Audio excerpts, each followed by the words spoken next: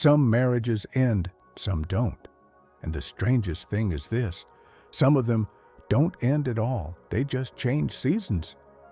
Have you ever lived that? You fall in love with someone and it feels like spring at first. The air feels lighter, your body feels lighter, even the way you talk feels lighter. And then one day you wake up and the atmosphere inside the same house has changed. Like an invisible winter started indoors. Nobody says, "Winter's here?" Nobody hangs a sign on the door. But the volume of your conversations drops. The laughs get shorter. Even "how are you" starts to feel like a test.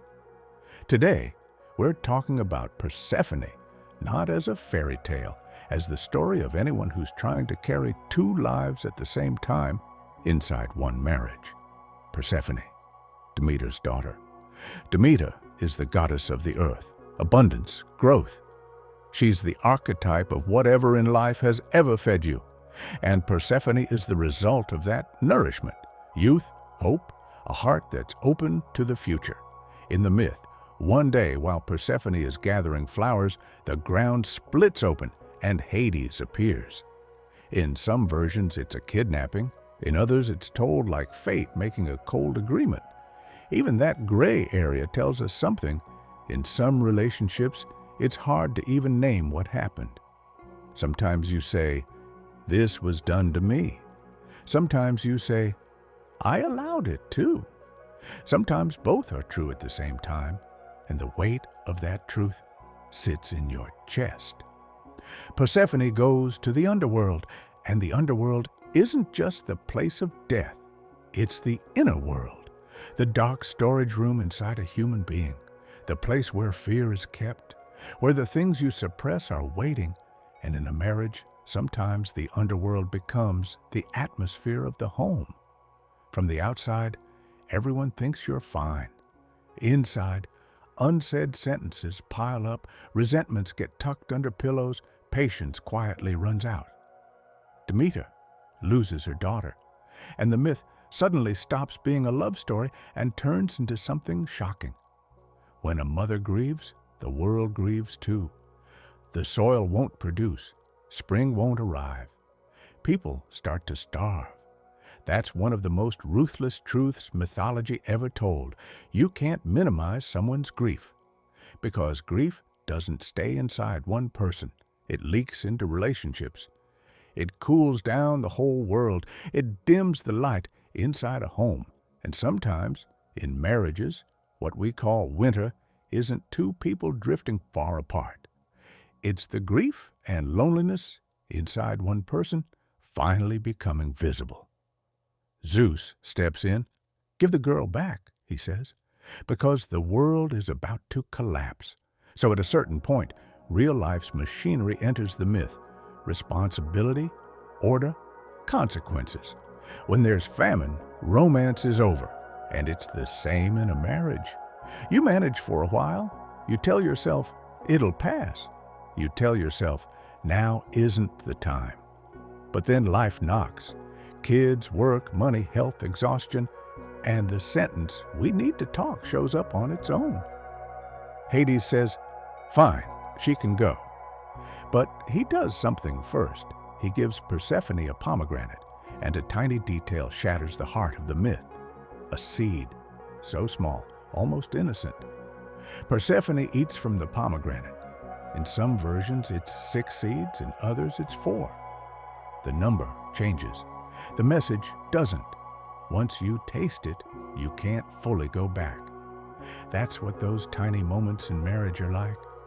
People think the fate of a relationship is decided by big events: cheating, divorce, huge fights, moving, major crises. But most marriages change seasons because of things as small as a pomegranate seed, replying to a text too late, delaying an apology, putting off a conversation, dismissing a need, leaving a boundary blurry, saying you're overreacting, saying whatever, and letting it grow inside you, not saying what you feel and expecting the other person to just understand. Small things. And then one day you realize the total of those small things changed the climate of the whole house.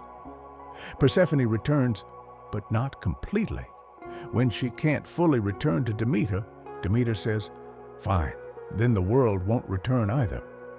And so a deal is made.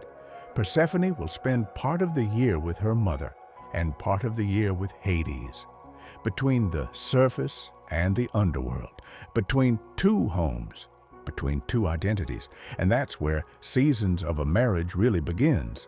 Because in a marriage, two people are basically trying to merge two worlds. One person has a surface world, friends, habits, family, a private space, the things they call mine. The other person has an underworld, fears, the need to control, old wounds, jealousy, insecurity, the panic of "don't leave me." And marriage is two worlds trying to live under the same roof. Sometimes it's spring, you come to each other easily. Sometimes it's summer. You build a home, a system, a routine. Sometimes it's fall. The first shedding begins. The first sentences get sharper. The first disappointments show up. Sometimes it's winter. Your breath turns to steam when you talk. Warmth fades, and everyone starts thinking, "How did we get here?" But Persephone is saying this: winter showing up doesn't automatically mean the relationship is over. Sometimes winter is just the relationship finally showing its real face. Spring is the best version of a person. Winter is the wounded version, and marriage is the choice to fall in love with someone's best self and still stay when their wounded self shows up. And I don't want to let Hades become a simple bad guy. Because what gets millions of views isn't one villain. It's two sides that both feel right. Think about Hades, god of the underworld, hard, dark, cold, but also order, boundaries, safety, control. Some people enter marriage like that. I'm permanent, I'm here, I'm solid. They don't know how to show emotion, but they know how to build a structure. They don't know how to say romantic things, but they know how to pay the bills. They forget to hug, but they keep the house standing. Think about Demeter, love, tenderness, life, but also possessiveness, control, that she's my daughter energy. Some love is so big it suffocates. Like some parents, like some partners, while giving love, it takes freedom. And Persephone is the one in the middle, torn between two worlds, searching for her own identity. On one side, commitment. On the other, freedom. On one side, safety. On the other, aliveness. And the hardest part, whichever side she's on, she's going to live with the longing for the other. Now translate that into modern marriage. When someone gets married, their old life doesn't end. It shouldn't. But a lot of the time it does. Friends fade, hobbies disappear, individuality gets dim. A person buries themselves inside us. And then one day they ask, "Who was I?" In some marriages, winter starts exactly like that. One person's identity cools down. They become a stranger to themselves, and the other person reads it as, "Why did you change?" Persephone's time in the underworld is like the dark season of a marriage, the season where you feel misunderstood, where you feel alone, where talking becomes difficult. But there's something interesting too. Persephone grows in the underworld. She isn't only a victim. Over time, she becomes the queen of that place, which means there's power inside the dark. Sometimes hard seasons don't shrink a person. They build a person. So the myth whispers a question in your ear. Is your relationship's winter making you smaller or making you bigger? Because some winters clean. They strip off what's unnecessary. They reveal what's real. And some winters rot. They kill communication. They end tenderness. So how do we tell Persephone as the seasons of a marriage in a way that makes the viewer feel caught? Like this. Attach each season to one emotion. Spring, idealization. This person completes me. Summer, building. We're building a life. Fall, reckoning. Where are my needs? Winter, reality. Who am I becoming while I stay with you? And right here, the pomegranate seeds come back. If you don't count the seeds in a marriage, winter lasts. And the seeds can be things like a resentment you never said out loud, a sentence you swallowed, a conversation you postponed because now isn't the time, a sharp word you said when you were tired, not hugging one more time, not saying thank you one more time. They pile up, and then people think it broke all at once. But it doesn't break all at once. The season changes slowly. Now let me tell you a disturbing truth. The biggest threat to a marriage is usually not hate. It's indifference. It's not anxiety. It's silence. It's not fighting. It's quitting the decision to talk. That's what Demeter does too. When she loses her daughter, she doesn't just stop talking. She silences the world. She silences the soil. She silences spring. Her winter is a quiet protest. And in marriages, sometimes one person quietly protests too. They cook, but their heart isn't in it. They sit next to you, but their eyes aren't there. They say, "I'm fine," but their voice isn't. And when the other person doesn't understand, winter gets harsher. The Persephone deal also gives us a way out. Part of the year is the underworld, part of the year is the surface. Translate that into a relationship. Every relationship is going to have an underworld season.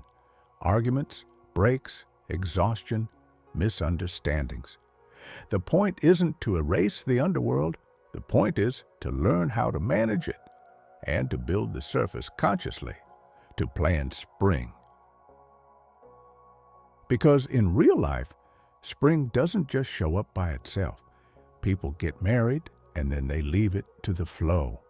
And the flow is usually downhill. Spring takes effort. Spring takes small returns.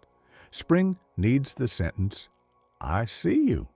So if you look at Persephone's story like a mirror for marriage, I'll leave you with one sentence. This is the heart of the episode. When winter shows up in a relationship, don't go hunting for a villain. Count the seeds first, because hunting for a villain is easy. Counting is hard. Counting takes honesty. It takes being able to say, "I helped create this season too." And maybe most of all, it takes letting go of the fantasy that the relationship is supposed to be always spring. Persephone teaches this.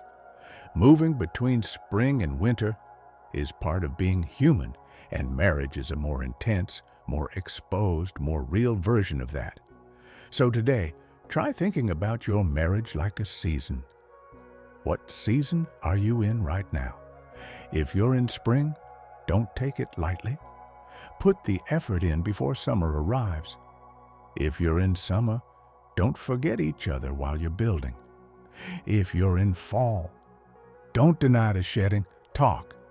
If you're in winter, ask yourself this: is this winter making me bigger, or is it rotting me? And one last thing, Persephone's story is incomplete when it's told as only a love story. The real story is this: Persephone finds herself while she's caught between two worlds. She gets stronger while she passes through winter, and when spring comes back, she isn't the same person anymore. Maybe that's the point of every season, meeting each other again every year inside the same home, learning how to say yes to each other again. Quitting is easy when winter hits, but rebuilding spring, that's real courage. Some marriages don't change with a door slam. They change with something quieter, a shift in the wind. Same house, same two people, same table. But the season inside is different. Persephone's story whispers this to you: don't panic when winter comes. Don't deny it. Don't romanticize it either. Just be honest. Count how many seeds you've been collecting inside you. Because spring isn't a lucky miracle. Spring is two people choosing each other again. And sometimes the greatest love isn't swearing, it'll always be summer. It's not letting go of each other's hand in the middle of winter. How many seeds did you swallow?